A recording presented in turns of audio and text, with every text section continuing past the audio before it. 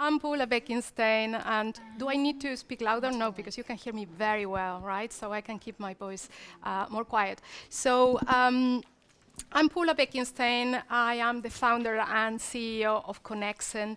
We are a life science ecosystem activator and a community of executives and founders working in life science, health tech, and pharma. So after 20 years, pretty much, of building a life science career and going up into the ladder, I thought that I kind of understood what it was to build a career, right? Like putting your head down, working really hard, and honestly waiting to be recognized.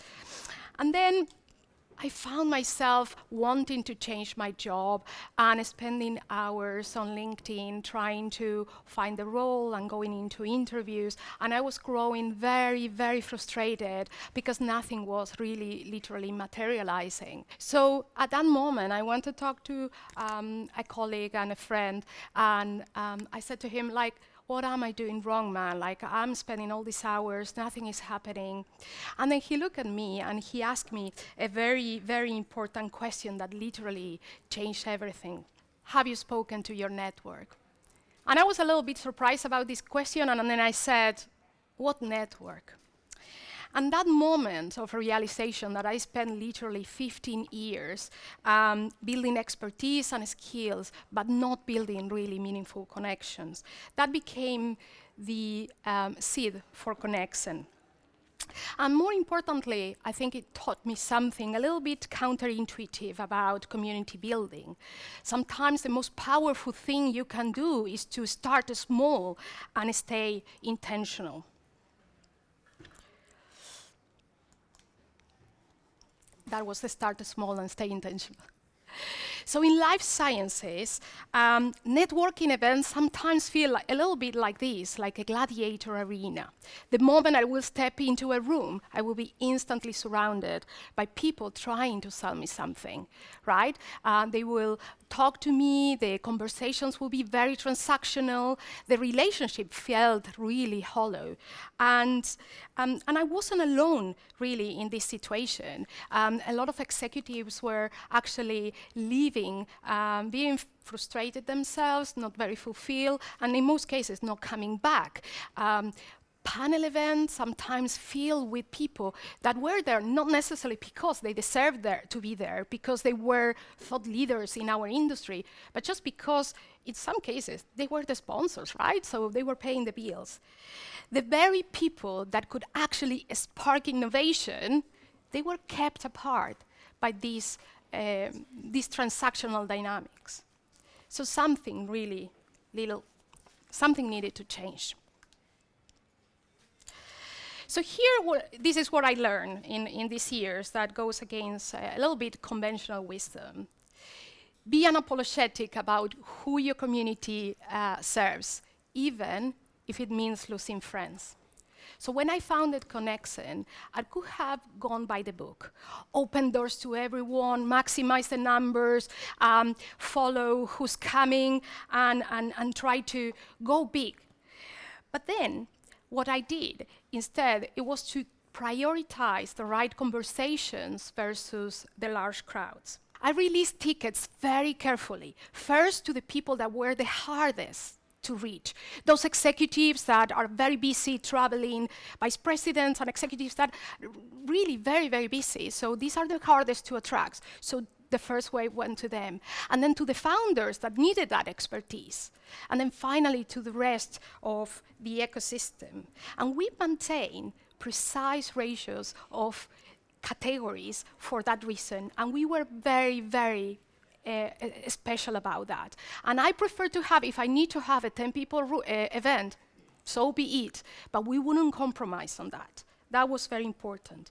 People in the community were decided what they wanted to listen to rather than letting the sponsors deciding that for them. And they decide the speakers as well. This meant saying no a lot. And I have lost friendships because people couldn't get tickets to the events. And it's painful.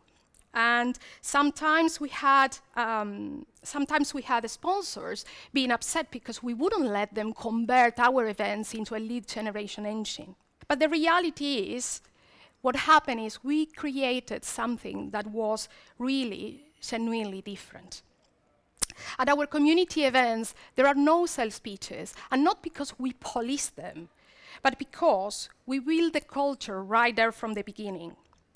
And when you start small and intentional, the community truly becomes self-regulated. The culture you nurture at 50 people truly becomes the foundation for everything that follows. So my question for you is, are you building the metrics that matter to your sponsors, or you're building for the outcomes that truly matter for your members? I work and operate in a highly regulated industry, right? We do a lot of planning. Patient lives are at stake, right? Life science, biopharma, health tech. So I had to find the courage, really, to build something based on what I call radical generosity. And this is not a new concept, to be honest, and it's very simple. Every conversation starts with, how can I help, rather than what can I get? And it felt a little bit vulnerable, I'm going to be honest, in a sector as traditional as the one I am operating. But then here's what happened when you make generosity your foundation. A venture capitalist introduced to a young founder 3 potential board members without any deal over the table. A senior executive spent hours mentoring another person on regulatory affairs without asking anything in return. A patient group found funding connections that they wouldn't be able to find in a more traditional channel. So the magic, I would say, isn't in the transaction. The magic happens when people feel safe to be vulnerable about what they need, but also very generous about what they can offer.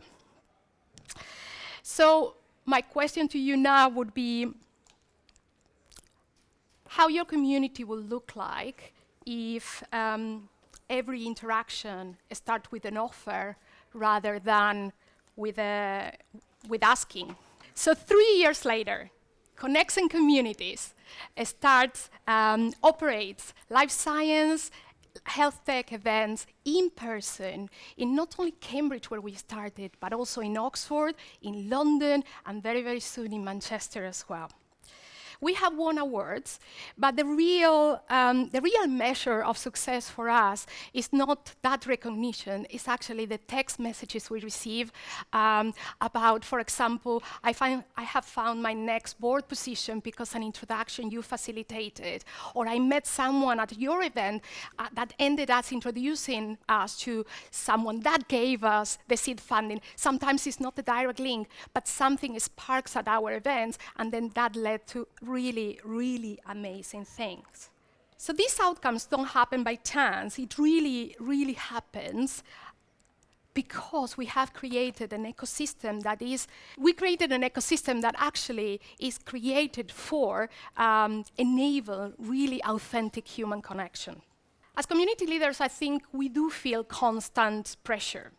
Whether this is our baby that we created from scratch, or whether we've been hired to actually nurture that community, the pressure is there.